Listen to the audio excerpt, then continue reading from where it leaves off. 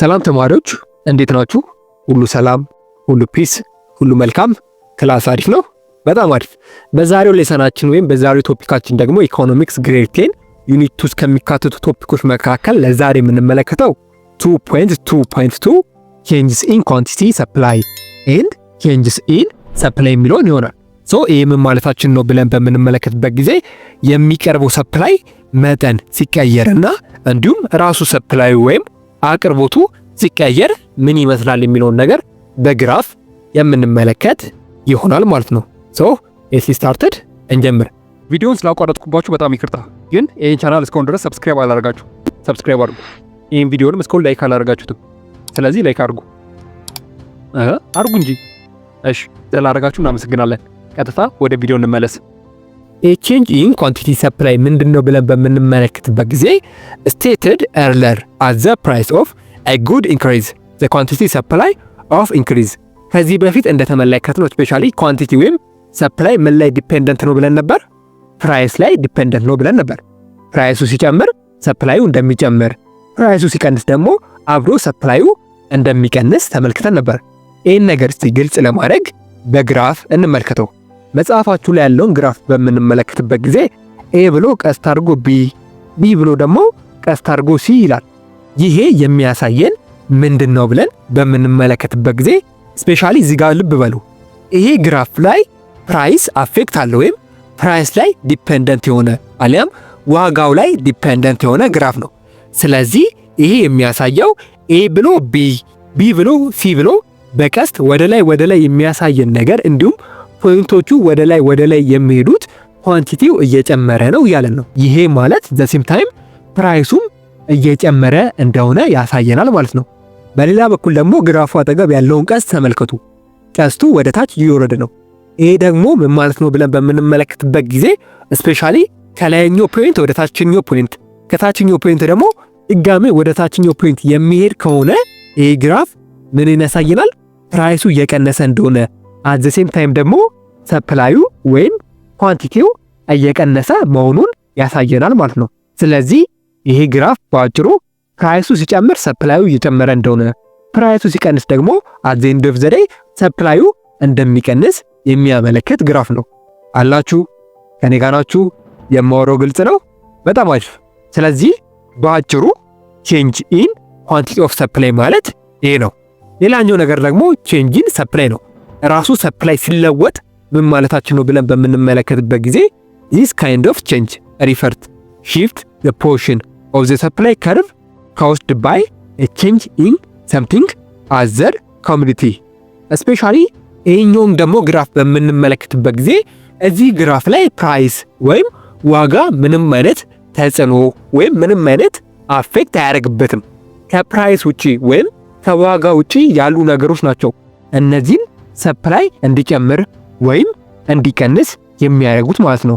ይሄ ምን ማለት ነው ብለን በምንመለከትበት ጊዜ ለምሳሌ ይህን ግራፍ ተመልከቱት። ኤስ 0 ብሎ ወደ ቀኝ ብሎ ኤስ 1 ይላል፣ ወደ ግራ ደግሞ ኤስ 2 ይላል።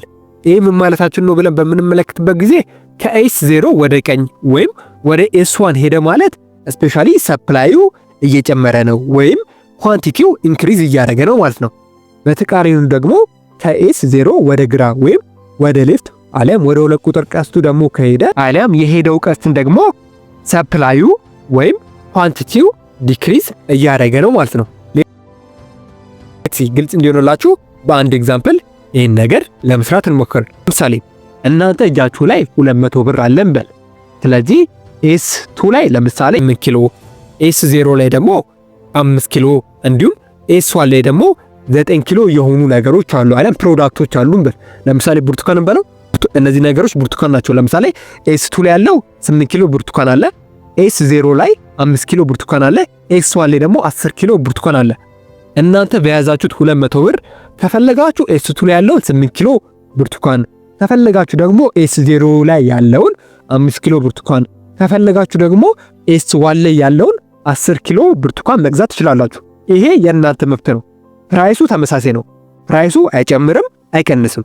ኤስ 2 ላይ ያለው ፕራይስ ኤስ 0 ላይም ኤስ 1 ላይም አለ። በ200 ብር ከፈለጋችሁ 8 ኪሎ፣ ከፈለጋችሁ 5 ኪሎ፣ ከፈለጋችሁ ደግሞ 10 ኪሎ ሙዝ መግዛት ትችላላችሁ ወይም 10 ኪሎ ብርቱካን መግዛት ትችላላችሁ። እዚህ ጋር ፕራይሱ ምንም አይነት አፌክት አያደርግም፣ አለም ኢምፓክት የለውም። ስለዚህ ከኤስ2 ወደ ኤስ0 ከኤስ0 ወደ ኤስ1 ሲሸጋገር አቅርቦቱን የሚቀንስ ሌላ ነገር አለ። አቅርቦቱ እንዲጨምር ወይም እንዲቀንስ የሚያደርግ ሌላ ነገር አለ እያለ ነው። እዚህ ጋር ፕራይስ ምንም አይነት ነገር ዲተርማይን አያደርግም። ለዚህ ነው ከኤስ0 ወደ ኤስ1 ሲሄድ ቀስቱ ሰፕላዩ እየጨመረ እንደሆነ፣ ከኤስ0 ደግሞ ወደ ኤስ2 ሲሄድ ደግሞ ሰፕላዩ እየቀነሰ እንደሆነ የሚያሳየን ማለት ነው። ስለዚህ ይህ ግራፍ የሚያሳየን ፕራይስ እዚህ ግራፍ ላይ ምንም አይነት ዲተርማይን አያደርግም። ስለዚህ ከፕራይስ ውጪ የሆኑ ነገሮች ሰፕላይን እንዴት ከፍና ዝቅ እንደሚያደርጉ የሚያሳይ ግራፍ ነው ማለት ነው። ሰፕላይን ምን ነገሮች ናቸው ከፕራይስ ውጪ ከፍና ዝቅ የሚያደርጉት የሚለውን ነገር አሁን የምንመለከተው ይሆናል። ኔክስት ደግሞ የምንመለከተው ዋት ኢዝ ዘ ፋክተር አፌክቲንግ ኦፍ ሰፕላይ የሚለውን ነው።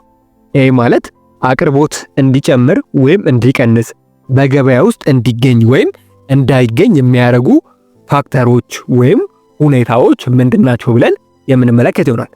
እስፔሻሊ ሁላችንም እንደምናውቀው አብዛኞቹ ኢኮኖሚክስቶችም እንደሚስማሙበት በተለይም ሰፕላይ ወይም አቅርቦት በገበያ ውስጥ እንዲገኝና እንዳይገኝ እንዲጨምርና እንዲቀንስ ከሚያደርጉ ነገሮች መካከል አንዱ ፕራይስ ነው። ፕራይስ እስፔሻሊ ሰፕላይ በደንብ እንዲገኝ እንዳይገኝ እንዲቀንስና እንዳይቀንስ የማድረግ ትልቅ የሆነ ፓወር ወይም አቅም አለው። ከዛ በተጨማሪ ወይም ከፕራይስ ውጪ ግን ምንድናቸው አቅርቦት ላይ ተጽዕኖ የሚያደርጉ ነገሮች፣ አቅርቦት እንዲጨምርና እንዲቀንስ የሚያደርጉ ነገሮች ምንድናቸው ብለን በምንመለከትበት ጊዜ የመጀመሪያውና አንደኛው ነገር ዘ ኮስት ኦፍ ፋክተር ኦፍ ፕሮዳክሽን ነው። ይህ ማለት ምን ማለት ነው ብለን በምንመለከትበት ጊዜ ዘ ኮስት ዲፔንድስ ኦን ዘ ፕራይስ ፋክተር አን ኢንክሪዝ ኢን ፋክተር ኮስት ኢንክሪዝ ዘ ኮስት ዘ ፕሮዳክሽን ኤንድ ሪዲዩስ ሰፕላይ። ስፔሻሊ ይህ ምን ማለት ነው ብለን በምንመለከትበት ጊዜ አንድ ዕቃ ሲሰራ ያን ዕቃ ለመስራት የምናወጣው ወጪ እጅግ በጣም ሃይ ከሆነ ወይም ከፍተኛ ከሆነ ሰፕላዩ ላይ ወይም አቅርቦቱ ላይ የራሱ የሆነ አፌክቲንግ ወይም የራሱ የሆነ ጉዳት እንዳለው እንመለከታለን። ይህ ማለት ምን ማለት ነው ብለን በምንመለከትበት ጊዜ ለምሳሌ አንድ ኤግዛምፕል እንመልከት። ለምሳሌ መኪና ለምን ውድ ሆነ ብዬ ብጠይቃችሁ እጅግ በጣም ብዙ ምክንያቶችን ልትሰጡኝ ትችላላችሁ። ነገር ግን ከነዛ ምክንያቶች መካከል አንዱ መኪናው የተሰራበት ዕቃ እጅግ በጣም ውድ በሆኑ ዕቃዎች ነው ያ መኪና የተሰራው። ስለዚህ ያ መኪና ውድ በሆኑ ዕቃዎች ከተሰራ በኋላ ወደ ገበያው ላይ ሲወጣ እጅግ በጣም በውድ ነው የሚሸጠው ወይም ኮስቱ በጣም ሃይ ነው። ይሄ ነገር ደግሞ ሰፕላይ ላይ ወይም አቅርቦት ላይ የራሱ የሆነ ኢምፓክት ወይም የራሱ የሆነ ተጽዕኖ አለው። እስፔሻሊ አንድ ዕቃ የሚሰራበት ኮስት እጅግ በጣም ከፍተኛ በሆነ ቁጥር በተለይም ሰፕላይ እንዲቀንስ አሊያም ሪዲዩስ እንዲሆን ይሆናል ማለት ነው። ሁለተኛው ነገር ደግሞ ዘ ስቴት ኦፍ ቴክኖሎጂ ነው። ይህስ ምንድነው ብለን በምንመለከትበት ጊዜ ዩዚንግ አድቫንስ ቴክኖሎጂ ኢንክሪዝ ዘ ፕሮዳክቲቪቲ ዘ ኦርጋናይዜሽን ኢንክሪዝ ኢን ሰፕላይ። እስፔሻሊ ሰፕላይን እንዲቀንስና እንዲጨምር ከሚያደርጉ ነገሮች መካከል አንዱ የቴክኖሎጂ አጠቃቀማችን ነው ወይም የምንጠቀምበት የቴክኖሎጂ አይነቶች ሰፕላይን ወይም አንድን አቅርቦት እንዲጨምርና እንዲቀንስ ያደርጋል። ለምሳሌ ይህን ነገር በጣም ቀላል በሆነ ኤግዛምፕል እንመልከተው። ለምሳሌ እናንተ ሻማ የምታመርቱበት አንድ ፋብሪካ አላችሁ እንበል።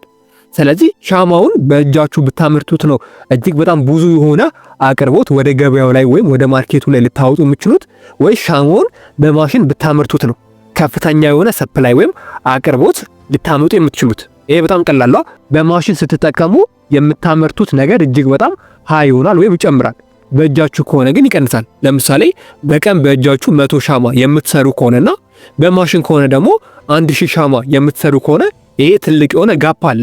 ስለዚህ ቴክኖሎጂ መጠቀማችን በተለይም ቴክኖሎጂ የራሱ የሆነ ኢምፓክት አለው ማለት ነው አቅርቦት ላይ። ጥሩ የሆነ ቴክኖሎጂ ሞደርን የሆነ ቴክኖሎጂ የምንጠቀም ከሆነ ሰፕላዩ ወይም አቅርቦቱ በዛው ልክ ያድጋል። ነገር ግን የምንጠቀማቸው ቴክኖሎጂዎች ኋላ ቀር ከሆኑ ቴክኖሎጂ ደግሞ የማንጠቀም ከሆነ ስፔሻሊ ሰፕላያችን ዲክሪዝ ያደርጋል ወይም ይቀንሳል ማለት ነው። ሶስተኛው ምክንያት ደግሞ ሰፕላይን አፌክት ከሚያደርጉ ነገሮች መካከል ኤክስተርናል ፋክተር አለም ውጫዊ ነገሮች ናቸው። ይሄ ምን ማለት ነው ብለን በምናይበት ጊዜ ኤክስተርናል ፋክተር ላይክ ዚስ ኢንፍሉዌንስ ዘ ሰፕላይ it is flood this reduce the supply of various agricultural product። ኤክስተርናል ፋክተር የምንላቸው አብዛኛው ጊዜ እኛ የማንጠብቃቸው ነገሮች ሊሆኑ ይችላሉ። ለምሳሌ በምንመለከትበት ጊዜ እናንተ ገበሬዎች ናችሁ። ስለዚህ በዚህ ዓመት እንደዚህ ያህል ኩንታል ሽንኩርት ወደ ገበያው አቀርባለሁ ብላችሁ እቅድ ይዛችኋል። ነገር ግን ሳይታሰብ ጎርፍ መጥቶ ያላችሁን ማሳ በሙሉ ቢያበላሽባችሁ ይሄ ምንድነው? ሰፕላዮቹን ወይም አቅርቦታችሁን አልቀነሰባችሁም? ቀንሶባችኋል። እንደዚህ አይነት ነገሮችን ኤክስተርናል ፋክተር እንላቸዋለን። እንደዚህ አይነት ነገሮች አብዛኛው ጊዜ ድንገተኛ የሆኑ ነገሮች ናቸው፣ ከናንተ ቁጥጥር ውጪ የሆኑ ነገሮች ማለት ነው። እንደዚህ አይነት ነገሮች ደግሞ ወይም እንደዚህ አይነት ነገሮች ሲከሰቱ ሰፕላይን እንዲቀንስ ወይም እንዲጨምር ያደርጋሉ ማለት ነው። ስለዚህ ሶስተኛው ነገር ሰፕላይን አፌክት ከሚያደርጉ ነገሮች መካከል ኤክስተርናል ፋክተር ይጠቀሳል ማለት ነው። አራተኛው ነገር ደግሞ ታክስ ኤንድ ሰብሲዲስ ነው። ይህስ ምን ማለት ነው ብለን በምንመለከትበት ጊዜ አን ኢንክሪዝ ኢን ገቨርንመንት ሰብሲዲ ሪዛልት ሞር ፕሮዳክሽን ኤንድ ሃየር ሰፕላይ። በተለይ መንግስት እናንተን የሚረዳችሁ ከሆነ ድጎማ የሚያደርግላችሁ ከሆነ የሚደግፋችሁ ከሆነ የምታመርቱት ሰፕላይ ወይም አቅርቦት እየጨመረ ይመጣል። ይህም በምን አይነት ኤግዛምፕል እንየው ብላችሁ ከጠየቃችሁኝ፣ ለምሳሌ እናንተ ድርጅት ወይም ፋብሪካ አላችሁ። በዛ ፋብሪካ ውስጥ ለምሳሌ ውሃ ታመርታላችሁ እንበል። ስለዚህ መንግስት እናንተን ቢደግፋችሁ፣ ብር ቢያበድራችሁ፣ ጥሩ የሆነ ኢንፍራስትራክቸር ቢገጥምላችሁ፣ ኤሌክትሪክሲቲ እንዳይቆራረጥባችሁ ቢያደርግላችሁ የምታመርቱት የውሃ መጠን ምን ይላል? እየጨመረ ይመጣል። ከዛ በተጨማሪ መንግስት የሚጥልባችሁን ታክስ ቢቀንስላችሁ ለእናንተ አድቫንቴጅ ነው ዲስአድቫንቴጅ? ለእናንተ አድቫንቴጅ ነው። እነዚህ ነገሮች ስፔሻሊ ሰፕላይ እንዲጨምርም እንዲቀንስም የማድረግ አቅም አላቸው ማለት ነው። አምስተኛው ደግሞ ትራንስፖርት ነው። ትራንስፖርት ምን ማለት ነው ብለን በምንመለከትበት ጊዜ ቤተር ትራንስፖርት ፋሲሊቲ ዊል ኢንክሪዝ ዘ ሰፕላይ። ስፔሻሊ ሰፕላይን እንዲጨምር ወይም አቅርቦትን እንዲጨምርና እንዲቀንስ ከሚያደርጉ ነገሮች መካከል አንዱ ትራንስፖርት ነው። ትራንስፖርት ምንድነው ብለን በምንመለከትበት ጊዜ በተለይም ኢንፍራስትራክቸሩ የማይመች መሰረተ ልማት ካለን በተለይም ሰፕላይን የመቀነስ አቅም አለው። ሌትስ ሲ አንድ ኤግዛምፕል እንመልከት። እናንተ ብዙ የሆነ ሽንኩርት አመረታችሁ። ያን ሽንኩርት ከገጠር ወደ አዲስ አበባ ለማምጣት ፈለጋችሁ። ነገር ግን ከገጠር ወደ አዲስ አበባ የሚወስዳችሁ መንገድ የማይመች ከሆነ፣ ኢንፍራስትራክቸሩ ጥሩ ካልሆነ፣ ትራንስፖርቱ ጥሩ ካልሆነ በትክክለኛ ጊዜና በትክክለኛ ወቅቱ ያን ሽንኩርት ወደ አዲስ አበባ ማምጣት አትችሉም። ይሄ ነገር ደግሞ ሰፕላይ ወይም አቅርቦት እንዲቀንስ ያደርጋል ማለት ነው። ትራንስፖርት ማለት ይሄ ነው። ስድስተኛውና የመጨረሻው ደግሞ ዘ ፕራይስ ኦፍ አዘር ጉድ ነው። ይህስ ምን ማለት ነው ብለን በምንመለከትበት ጊዜ if the price other good is more than the price commodity X then the supply of commodity X will be increased። ይህ ደግሞ ምን ማለት ነው ብለን በምንመለከትበት ጊዜ ስፔሻሊ ገበያው ላይ ያለው አለም ማርኬቱ ላይ ያለው የሌሎች ዋጋ ፕራይስ እናንተ የምታመርቱት እቃ ላይ የራሱ የሆነ ኢምፓክት ወይም የራሱ የሆነ ተጽዕኖ አለው ማለት ነው። ይህን በምሳሌ በምንመለከትበት ጊዜ ለምሳሌ በገበያው ላይ 5 ሊትር ዘይት 1000 ብር እየተሸጠ ነው እንበል።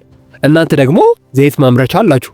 ስለዚህ በገበያው ላይ 1000 ብር እየተሸጠ ከሆነ እናንተም ሳፈልጉ የእናንተን የዘይት ዋጋ 1000 ብር 1100 ብር ወይም ከነዛ ዘይት ጋር ተቃራራቢ የሆነ ዋጋ ልትሰጡ ትችላላችሁ። ይሄ ለምን ሆነ ብለን በምንመለከትበት ጊዜ ገበያው ላይ ያለው የሌሎች እቃ ዋጋ እናንተ የምታመርቱት ዘይት ላይ የራሱ የሆነ ኢምፓክት ወይም የራሱ የሆነ ተጽዕኖ አለው ማለት ነው። ይሄ ደግሞ በአቅርቦት ውስጥ እንዲጨምር ወይም እንዲቀንስ የማድረግ አቅም አለው ማለት ነው። ኔክስት በሌላ ቪዲዮ እንገናኛለን። እስከዛው ድረስ ግን መልካም ትምህርት ይሁንላችሁ። ኢትዮ ኮንሰፕት ሴንተር የእናንተው ምርጥ ቻናል